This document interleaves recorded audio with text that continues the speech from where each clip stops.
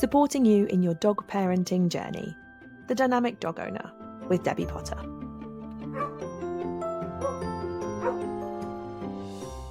Hello and welcome to this week's episode of The Dynamic Dog Owner, the podcast designed to support you, the dog parent, in your dog parenting journey. Today we're going to talk about words and how words are incredibly important. This is something we probably talked about on the podcast before, but as always, life changes, life develops, and there are other things we can add in and a different spin we can take on stuff. The podcast is designed to support you and help you as a dog owner grow and feel more confident in your dog parenting and your dog training journey. As always, we don't train the dog on this podcast. We don't teach you how to train your dog. We look at the human side. If you are interested in the training side, check out the Paw Academy, our online training platform. So, words. We talk a lot, hence you listen to a podcast. We like listening. We like talking. It's how people communicate. But often, when it comes to dog training, people talk too much. We try and communicate to our dogs in the way that humans will, but dogs prefer movement, hand gestures, body language, and audio is their last option. But naturally, we talk to them a lot and we say a lot. And how many times have you created an association with a word without realising? I know I have. There are some things I say that actually mean a lot to my dogs and I didn't realise. I'm sure I've mentioned on the podcast before, I have a cue, ready, are you ready? And I didn't realise I had it. I was just said, are you ready? Quite a lot to my dogs. Or in life. And it always meant we were going to go and do something. And then one day I was playing with my kids and I said, ready, steady, go. And the dogs all went, whoa, because they heard the word ready. And I was like, I have formed an association with that word without even realising. I did it with the drop cue that I had. I was trying to say drop, but I was training one of my dogs years ago. And I'd always say thank you when he gave it back to me. Turned out thank you was the part he listened to and not the drop. So thank you became a cue without me even realising.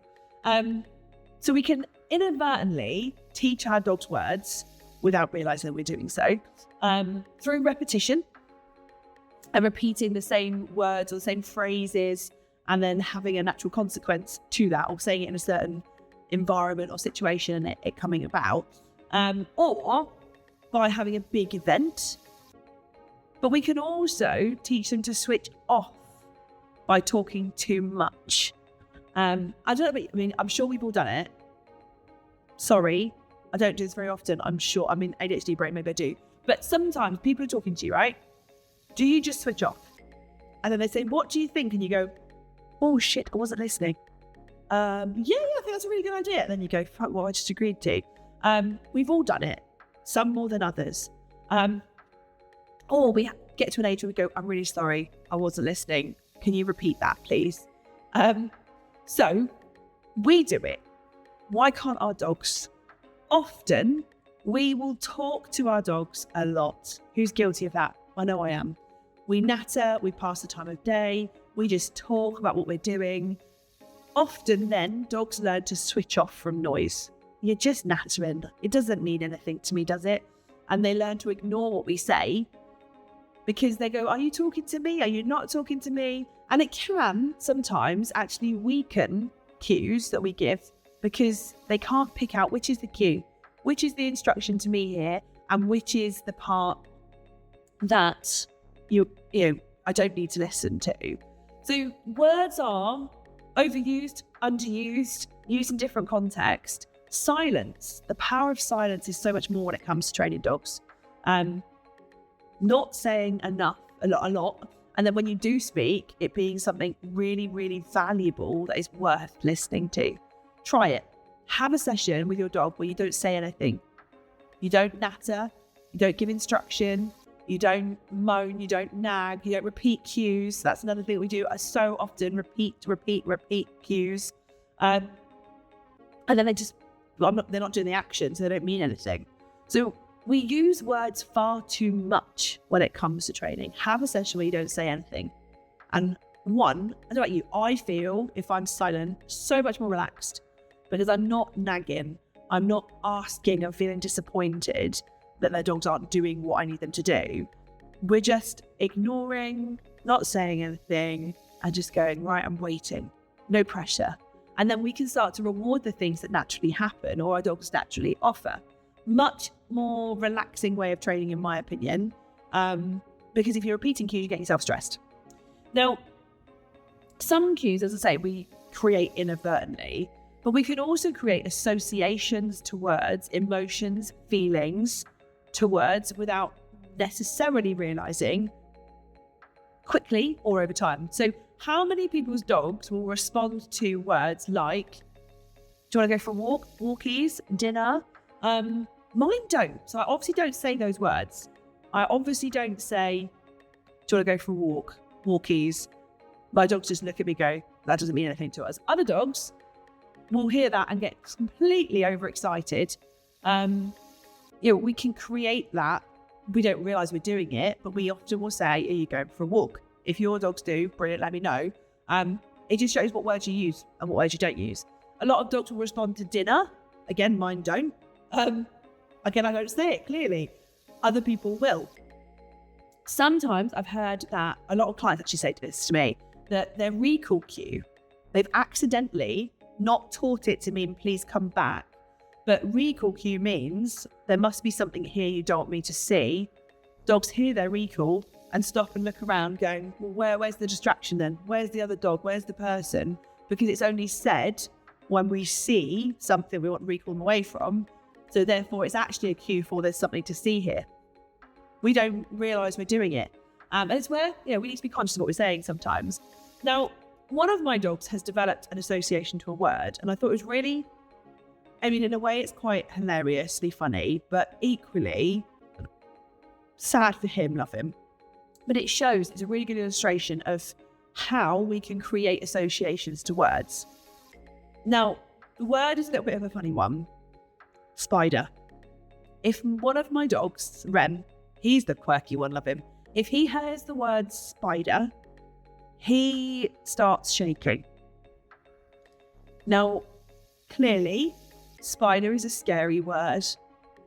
He does not know what a spider is. He does not have an association with spiders. He's not scared of spiders. But he's scared of the word spider. And I'm going to explain why. And it's, again, I find these things an interesting observation, and they obviously demonstrate how we learn, and therefore I like to talk about them, because it may be that your dog has created a positive with a word like dinner, walkies, but also there may be words that create a negative, just like spider does for Rem. So why? The reason why he is scared of the word spider, and I have to be very conscious of saying it, his fear level increases depending on who says it. So if I say spider, he's kind of like, oh. But if my youngest daughter says spider, that's when we get the full-on trembles going, oh God, there's a spider. He doesn't know there's a spider. He doesn't know what it means, but he knows my daughter's reaction. And this is the main thing. So my youngest daughter is terrified of spiders. Well, actually, she's getting better because she's been working on it with a hypnotherapist. So she's getting better, but she used to be terrified of spiders and any bug, really, from a toddler. Tiny, tiny age, hated bugs, but spiders particularly. So naturally, when she sees a spider, she screams the word spider, and then generally screams or repeats the word over and over again, and has a little bit of a panicked reaction. Now, Rem is a sensitive flower. He's very in tune with people's emotions. He then naturally goes, oh God, there's something terrible about to happen. The scream probably upsets him a little bit. Fair. And therefore makes him feel negative. It's normally followed, and I'm sorry if you're a spider lover, with a smack, because the spider gets squished. Because my grandmother would be horrified. She always used to say, if you wish to live and thrive, let a spider run alive. I don't want a big spider running alive in my house. Sorry about that. Little ones, the leggy ones, don't mind, but the big ones, they get in a squish. So obviously from Rem's point of view, he hears spider. Ah! And naturally, it's a little bit scary. So that's happened multiple times. Therefore, he has created, it's a big reaction. Therefore, he has created a negative association with the word spider, because a spider means loud, scary noise, upset, stress, fear from Susie, which he can obviously sense, and then a big bang. Maybe not a big bang, but, a smacking sound. Or, a squishing sound, I don't know, a thud, whatever noise happens when you squish a spider. He's created a massive negative association to that. And now we don't have to have the whole spider reaction for him to respond to the word. So as I say, my daughter's been getting more comfortable with spiders. She doesn't have that big reaction anymore. And I don't have to squish them as much. They can be rescued from out the window because she doesn't need to see their dead carcass anymore, which is nice. So the reaction in the family has got less from a spider, but Rem still remembers the reaction from a spider, and therefore the word spider evokes these feelings.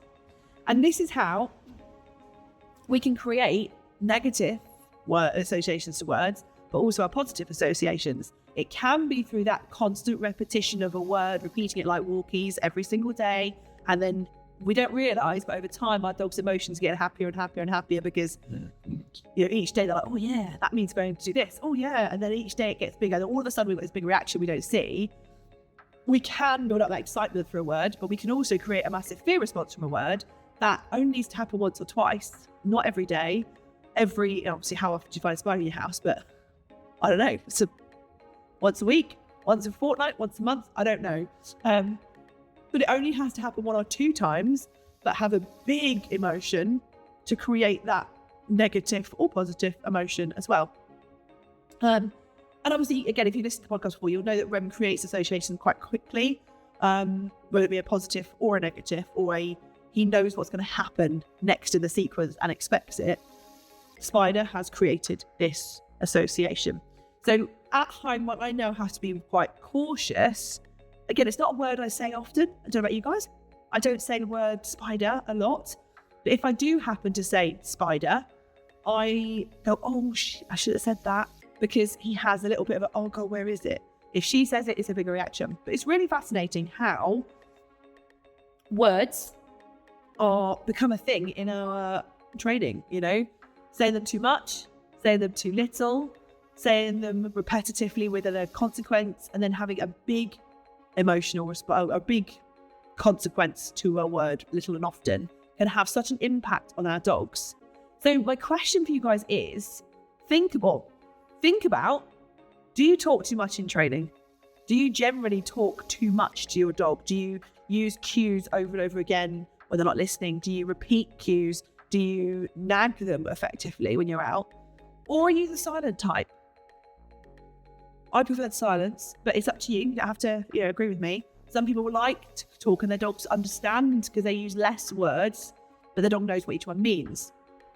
Have you inadvertently created associations with words, positive or negative? What words mean stuff to your dogs? I'd be fascinated to know if there are any words that you have those big reactions towards, or not.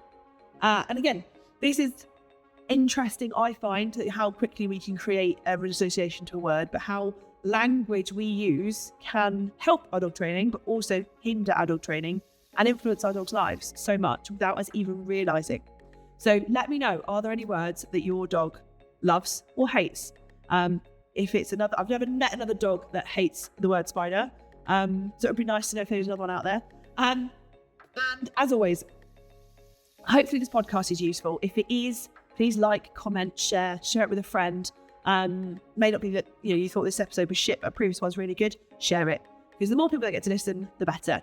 And have a wonderful week. I'll catch up with you all next week. Can't wait to speak to you again soon. If you love listening to the podcast, why not check out the Potter Academy for practical dog training advice and how-to videos. The hub is broken down into sections, and hundreds of pre-recorded videos are there for you to start watching whenever you choose. You can watch them back as many times as you like. You also get to talk to other community members and discuss your training, and benefit from live Q&As with myself where you can get your questions answered. why not make use of our 3-day free trial where you can access all of the content on the Hub absolutely free for 3 days. The link is in the description below, so do check that out. And I can't wait to see you in the Hub. Thank you for listening to The Dynamic Dog Owner with me, Debbie Potter. See you next time.